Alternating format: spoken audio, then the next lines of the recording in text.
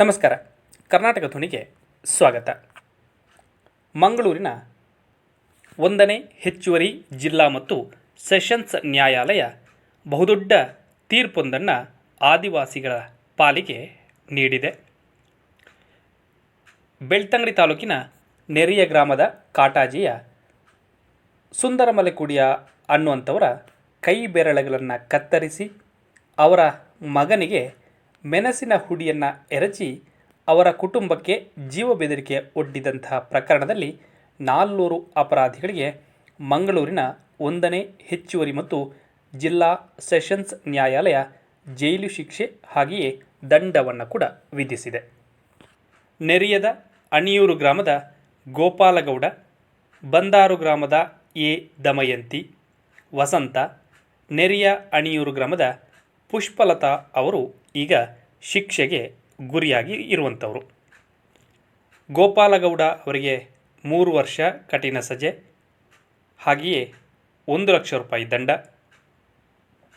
ದಮಯಂತಿ, ವಸಂತ ಹಾಗೂ ಪುಷ್ಪಲತಾ ಅವರಿಗೆ 2 ವರ್ಷ ಕಠಿಣ ಸಜೆ ಮತ್ತು ತಲಾ 15,000 ರೂಪಾಯಿ ದಂಡವನ್ನು ವಿಧಿಸಿ 1ನೇ ಹೆಚ್ಚುವರಿ ಜಿಲ್ಲಾ ಮತ್ತು ಸೆಷನ್ಸ್ ನ್ಯಾಯಾಲಯದ ನ್ಯಾಯಾಧೀಶರಾದಂಥ ಮಲ್ಲಿಕಾರ್ಜುನ ಸ್ವಾಮಿ ಎಚ್.ಎಸ್. ಅವರು ಆದೇಶವನ್ನು ಮಾಡಿರುವಂಥದ್ದು. ಗೋಪಾಲಗೌಡ ದಂಡ ಪಾವತಿಸಲು ವಿಫಲರಾದರೆ 6 ತಿಂಗಳು ಹೆಚ್ಚುವರಿಯಾಗಿ ಸಾದಾ ಸಜೆಯನ್ನು ಹಾಗೂ ಉಳಿದ ಅಪರಾಧಿಗಳು ದಂಡ ಪಾವತಿ ಮಾಡಲಿಕ್ಕೆ ವಿಫಲ ಆದರೂ ಅಂತಾದರೆ 3 ತಿಂಗಳು ಹೆಚ್ಚುವರಿ ಸಾದಾ ಸಜೆಯನ್ನು ಅನುಭವಿಸಬೇಕು. ಜೀವ ಬೆದರಿಕೆ ಒಡ್ಡಿದ್ದಕ್ಕೆ 400 ಅಪರಾಧಿಗಳು 6 ತಿಂಗಳು ಕಾರಾಗೃಹವಾಸ ಅನುಭವಿಸಬೇಕು ಎಂದು ಅವರು ಆದೇಶದಲ್ಲಿ ತಿಳಿಸಿದ್ದಾರೆ. ದಂಡದ ಮೊತ್ತ 1,45,000 ಸಂತ್ರಸ್ತರು ಆಗಿರುವಂತಹ ಸುಂದರಮಲೆಕುಡಿಯ ಅವರಿಗೆ ನೀಡಬೇಕು. ಜಿಲ್ಲಾ ಕಾನೂನು ಸೇವಾ ಪ್ರಾಧಿಕಾರ ಸಂತ್ರಸ್ತರ ಪರಿಹಾರ ಯೋಜನೆ ಅಡಿಯಲ್ಲಿ ಅವರಿಗೆ ಪರಿಹಾರ ನೀಡಬೇಕು ಅಂತ ಹೇಳಿ ನಿರ್ದೇಶನವನ್ನು ಕೂಡ ನೀಡಿದ್ದಾರೆ. ಈ ಘಟನೆ ಬೆಳ್ತಂಗಡಿ ತಾಲೂಕು ನೆರಿಯ ಗ್ರಾಮದ ಕಾಟಾಜಿಯ ಬಿ ಎಸ್ ಸುಂದರಮಲೆಕುಡಿಯ ಎಂಬುವರು ಜುಲೈ 26, 2015 ಅವರ ಪತ್ನಿ ರೇವತಿ ಹಾಗೆಯೇ ಅವರ ಮಗ ಪೂರ್ಣೇಶ್ ಮತ್ತು ಪೂರ್ಣಿಮಾ ಅವರೊಂದಿಗೆ ತನ್ನ ಸ್ವಾಧೀನದಲ್ಲಿ ಇದ್ದಂತಹ ಜಮೀನಿನ ಕಾಡನ್ನು ಕಡಿತಾ ಇದ್ದರು.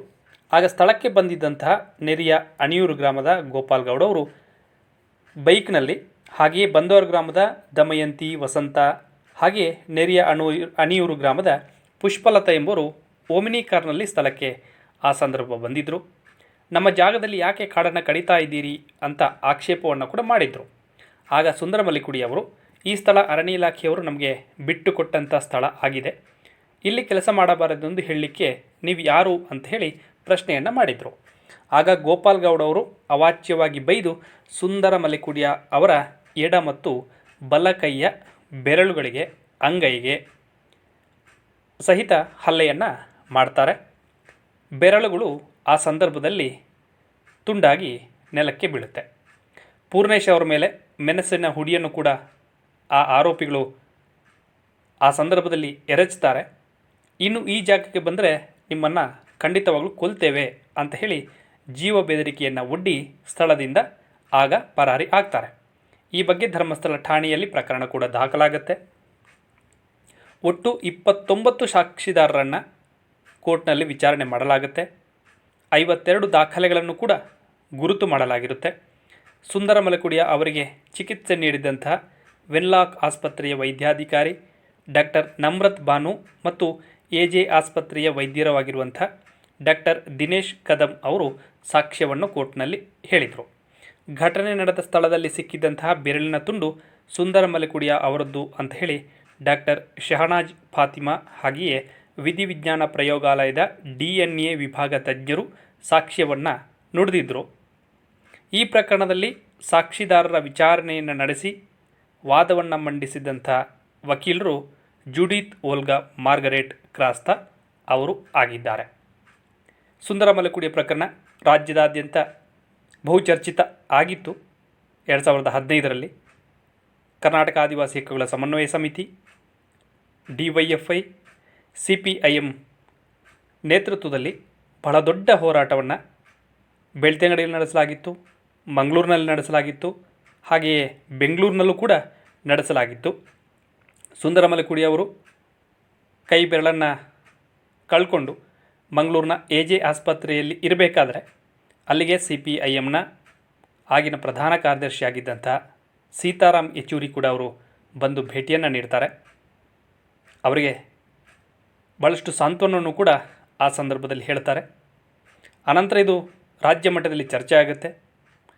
ಸುಂದರಮಲಕುಡಿ ಅವರಿಗೆ ನ್ಯಾಯ ಸಿಗಬೇಕು ಅಂತ ಹೇಳಿ ಬೆಳ್ತಂಗಡಿಯಲ್ಲಿ ಬೃಹತ್ತಾಗಿರುವಂಥ ಹೋರಾಟ ನಡೆಯುತ್ತೆ. ಇಡೀ ಮಲೆಕುಡಿ ಸಮುದಾಯ ಅಂದು ಹಾಗೆಯೇ ಜನಪರ ಹೋರಾಟಗಾರರು ಸುಂದರಮಲಕುಡಿಯ ಅವರ ನ್ಯಾಯಕ್ಕೆ ಬೇಕಾಗಿ ಗಟ್ಟಿ ಧ್ವನಿಯಲ್ಲಿ ಹೋರಾಟವನ್ನು ಕೈಗೊಳ್ಳುತ್ತಾರೆ. ಹೋರಾಟದಿಂದ ಅವರಿಗೆ ಒಂದಷ್ಟು ಆರೋಗ್ಯ ವೆಚ್ಚಗಳನ್ನು ಕೂಡ ಜಿಲ್ಲಾಡಳಿತ ಭರಿಸುತ್ತೆ. ಸಮಾಜ ಕಲ್ಯಾಣ ಇಲಾಖೆ ಕೂಡ ಈ ಬಗ್ಗೆ ಮುತುವರ್ಜಿಯನ್ನು ವಹಿಸುತ್ತೆ. ವೈದ್ಯಕೀಯ ವೆಚ್ಚವನ್ನು ಕೂಡ ಭರಿಸ್ತೇವೆ ಅಂತ ಹೇಳ್ತಾರೆ. ಹಾಗೆಯೇ ಸುಂದರಮಲಕುಡಿ ಅವರ ಪ್ರಕರಣವನ್ನು ಅವರಿಗೆ ನ್ಯಾಯ ಒದಗಿಸಬೇಕು ಅನ್ನೋ ಹಿನ್ನೆಲೆಯಲ್ಲಿ ಕರ್ನಾಟಕ ಆದಿವಾಸಿ ಹಕ್ಕುಗಳ ಸಮನ್ವಯ ಸಮಿತಿ ನಿರಂತರವಾಗಿ ಹೋರಾಟವನ್ನು ಮಾಡ್ತಾ ಬರುತ್ತೆ. ಒಂದಷ್ಟು ಸಂಘಟನೆಗಳು ಕೂಡ ಸುಂದರಮಲಕುಡಿ ಅವರ ಪರವಾಗಿ ನಿಲ್ಲುತ್ತೆ. ಆ ಸಂದರ್ಭದಲ್ಲಿ ಇದು ರಾಜ್ಯದಾದ್ಯಂತ ಹೆಚ್ಚು ಚರ್ಚೆಗೆ ಒಳಗಾಗಿದ್ದಂಥ ವಿಚಾರ ಆಗಿತ್ತು. ಭೂಮಾಲೀಕನೊಬ್ಬ ಆದಿವಾಸಿಯ ಕೈ ಬೆರಳುಗಳನ್ನೇ ಕತ್ತರಿಸ್ತಾನೆ ಅಂತ ಹೇಳಿದರೆ ಈ ನೆಲದ ಕಾನೂನು ಯಾರಿಗೆ ಇದೆ ಅನ್ನುವಂಥದ್ದನ್ನು ಆ ಸಂದರ್ಭದಲ್ಲಿ ಬಹುತೇಕರು ಪ್ರಶ್ನೆಯನ್ನು ಕೂಡ ಮಾಡಿದರು. ಕರ್ನಾಟಕ ಆದಿವಾಸಿ ಹಕ್ಕುಗಳ ಸಮನ್ವಯ ಸಮಿತಿಯ SY ಗುರುಶಾಂತ್ ಅವರು, ಶೇಖರ್ ಎಲ್ ಲಾಯ್ಲಾ ಅವರು, ಈಶ್ವರಿ ಪದ್ಮುಂಜ ಅವರು, BM ಭಟ್ ಅವರು, ಮುನೀರ್ ಕಾಟಿಪ್ಪಳ್ ಅವರು ಮುಂತಾದ ಬಹುತೇಕರು ಈ ಹೋರಾಟದ ಮುಂಚೂಣಿಯಲ್ಲೇ ಗುರುತಿಸಿಕೊಂಡು ಸುಂದರಮಲಕುಡಿ ಅವರ ಪರವಾಗಿ ಆ ಸಂದರ್ಭದಲ್ಲೂ ಕೂಡ ನಿಂತಿದ್ದರು ಅನ್ನುವಂಥದ್ದನ್ನು ನಾವು ಮರೀಲಿಕ್ಕಿಲ್ಲ. ಅದೇ ಸಂದರ್ಭದಲ್ಲಿ ಬೆಳ್ತಂಗಡಿ ತಾಲೂಕಿನಲ್ಲಿ ಸುಂದರಮಲಕುಡಿ ಅವರ ಪ್ರಕರಣವನ್ನು ಮುಂದಿಟ್ಟುಕೊಂಡು ಇಡೀ ತಾಲೂಕಿನ ಆದಿವಾಸಿ ಮಲೆಕುಡಿ ಸಮುದಾಯದ ಹಾಗೆ ಇತರ ಆದಿವಾಸಿ ಸಮುದಾಯದ ಸಮಸ್ಯೆಗಳನ್ನು ಪರಿಹಾರ ಮಾಡಬೇಕು ಅಂತ ಹೇಳಿ ಬೆಳ್ತಂಗಡಿ ತಾಲೂಕು ಕಚೇರಿಯ ಎದುರು ರಾತ್ರಿ ಹಗಲು ಧರಣಿಯನ್ನು ಕೂಡ ಹಮ್ಮಿಕೊಳ್ಳಲಾಗುತ್ತೆ. ಅದೇ ಸಂದರ್ಭದಲ್ಲಿ ಇತಿಹಾಸದಲ್ಲಿ ಮೊದಲ ಬಾರಿಗೆ ಇರಬಹುದು ಬೆಳ್ತಂಗಡಿ ತಾಲೂಕಿನ ಅಷ್ಟೂ ಇಲಾಖೆಗಳ ಅಧಿಕಾರಿಗಳು ಬೆಳ್ತಂಗಡಿ ತಾಲೂಕಿನ ತಾಲೂಕು ಕಚೇರಿ ಎದುರು ನಡೀತಾ ಇದ್ದಂತಹ ಧರಣಿ ಸ್ಥಳಕ್ಕೆ ಬಂದು ನಿಮ್ಮ ಸಮಸ್ಯೆಗಳನ್ನು ಪರಿಹಾರ ಮಾಡ್ತೀವಿ ಅಂತ ಹೇಳಿ ಭರವಸೆಯನ್ನು ಕೂಡ ಕೊಡ್ತಾರೆ. ಈ ಧರಣಿ 1 ವಾರ ನಡೆಯುತ್ತೆ. ಕುತ್ಲೂರು, ನಾವೂರು, ಸವಣಾಲು, ನೆರಿಯ, ಧರ್ಮಸ್ಥಳ, ಶಿಶಿಲ ಮುಂತಾದ ಎಲ್ಲ ಭಾಗಗಳಿಂದ ಜನ ತಂಡೋಪತಂಡವಾಗಿ ಬಂದು ಈ ಹೋರಾಟದಲ್ಲಿ ಆ ಸಂದರ್ಭದಲ್ಲಿ ಪಾಲ್ಗೊಂಡಿದ್ದರು. ನೀವು ಈ ಚಿತ್ರದಲ್ಲಿ ಕೂಡ ಗಮನಿಸಬಹುದು. ಆ ಸಂದರ್ಭದಲ್ಲಿ ಸುಂದರಮಲಕುಡಿ ಅವರ ಪ್ರಕರಣಕ್ಕೆ ಸಂಬಂಧಪಟ್ಟ ಹಾಗೆ ಎಷ್ಟು ಹೋರಾಟ, ಎಷ್ಟು ಗಟ್ಟಿ ಧ್ವನಿಯಲ್ಲಿ ಆಗಿತ್ತು ಅನ್ನೋಂಥದ್ದನ್ನು ಗೋಪಾಲಗೌಡ ಅವರ ಪ್ರತಿಕ್ರಿಯೆಯನ್ನು ಕೂಡ ಬೆಳ್ತಂಗಡಿ ತಾಲೂಕು ಕಚೇರಿಯ ಎದುರೇ ಸುಟ್ಟು ಭಸ್ಮ ಮಾಡಲಾಗಿತ್ತು ಅನ್ನೋಂಥದ್ದನ್ನು ನಾವು ಮರೀಲಿಕ್ಕೆ ಸಾಧ್ಯ ಇಲ್ಲ. ಧರ್ಮಸ್ಥಳದಿಂದ ಆ ಪ್ರತಿಕೃತಿಯನ್ನು ಗೋಪಾಲಗೌಡರ ಪ್ರತಿಕೃತಿಯನ್ನು ಚಪ್ಪಲಿ ಹಾರ ಹಾಕಿ ಮೆರವಣಿಗೆಯನ್ನು ಮಾಡಿ ತರಲಾಗಿತ್ತು.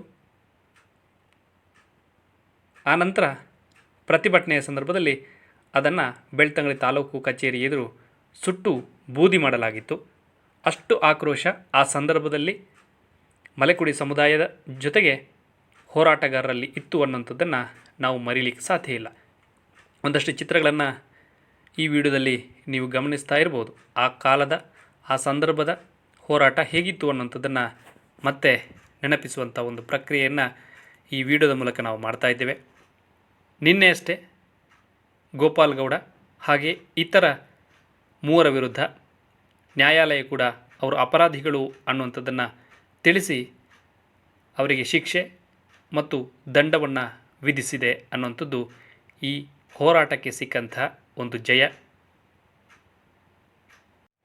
ಜನಸಾಮಾನ್ಯರು ಹಾಗೆ ಜನಪರ ಸಂಘಟನೆಗಳು ಧ್ವನಿ ಎತ್ತಿದರೆ ಎಂತಹ ಹೋರಾಟಗಳನ್ನು ಮಾಡಿ ಕೂಡ ಜಯ ಸಾಧಿಸ್ಬೋದು ಅನ್ನೋದಕ್ಕೆ ಈ ಪ್ರಕರಣ ಉದಾಹರಣೆಯಾಗಿ ನಮ್ಮ ಎದುರು ನಿಂತಿದೆ. ವಿಡಿಯೋ ನೋಡೋದಕ್ಕಾಗಿ ಧನ್ಯವಾದಗಳು. ನೀವಿನ್ನೂ ನಮ್ಮ ಕನ್ನಡ ಧ್ವನಿ ಯೂಟ್ಯೂಬ್ ಚಾನಲನ್ನು ಸಬ್ಸ್ಕ್ರೈಬ್ ಮಾಡಿಲ್ಲ ಅಂದರೆ ಸಬ್ಸ್ಕ್ರೈಬ್ ಮಾಡಿ. ಧನ್ಯವಾದಗಳು.